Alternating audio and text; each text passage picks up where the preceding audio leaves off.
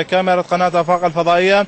طبعا هنالك بعض الشعارات التي لا تدعو للخروج بالعملية الانتخابية الديمقراطية، طبعا من خلال هذه الجماعات الإرهابية التي دائما تحاول إفساد العملية الانتخابية الديمقراطية التي يمر بها العراق، والذي عانى ما عاناه من ويلات الزمن البائد من صدام المقبور. طبعا السلام عليكم.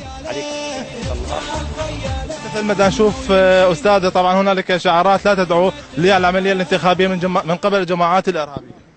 هنالك العديد من الشعارات، وهذه الشعارات ليس بشعارات وإنما كلام فارغ.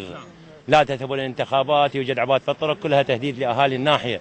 وإن شاء الله تلاحظ الشرطة الاتحادية وقوات الجيش الموجودة البطلة مسيطرة على الناحية بالكامل، فرع إلى فرع، وما هذه إلا كلمات بائسة مثلهم. هل تم تأمين الطريق بالكامل؟ عودة أو دعوة من قبل قيادة عمليات دجلة والفرقة الخامسة جميع الأهالي بالعودة إلى بيوتهم؟ هذه هي دجلة، وقطعات دجلة موجودة في داخل الأحياء السكنية تفرض الأمن وتبسطه بقوة، وفي كل فرع. وأنت حاليا تتجول وأنا وأنظر إلى هذه الشعارات البائسة الذين كتبوها. نتمنى لكم الموفقية وإن شاء الله مزيدا من الانتصارات. ستبقى أيها البطل رغم أنف الشظايا، ستبقى أنت ومن تقاسم معك الشهادة، ستبقون نجوما تنير سماء العراق. ثارك ترفع السباع داخلية والدفاع، ثارك ترفع السباع داخلية والدفاع، من ينازل البواسل داخلية والدفاع، من ينازل البواسل داخلية والدفاع.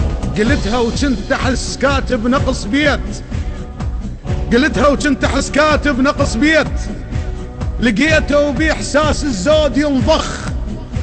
قلتها وكنت احس كاتب نقص بيت، لقيته وبإحساس الزود ينضخ.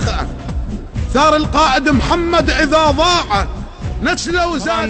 مشاهدينا الآن نحن داخل أحد البيوت التي استعملت من قبل الجماعات الإرهابية لتنفيذ مخططاتهم الإجرامية ضد قواتنا من الجيش.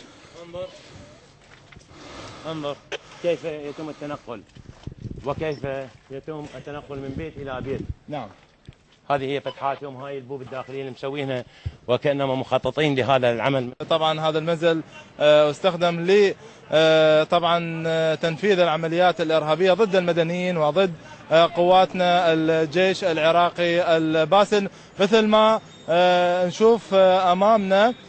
طبعا هذه وطبعا انتصارات القوات الأمنية إن شاء الله دوم منصورين بإذنه تعالى. الراعب لا يسيف يهد عليه الذيب، يكسر هيبته وياكلهن انعاجه، وديره بلا يزل ما يرد عليها الثوب، يتفرهد شرفها وينكسر تاجه. الراعب لا يسيف يهد عليه الذيب، يكسر هيبته وياكلهن انعاجه، وديره بلا يزل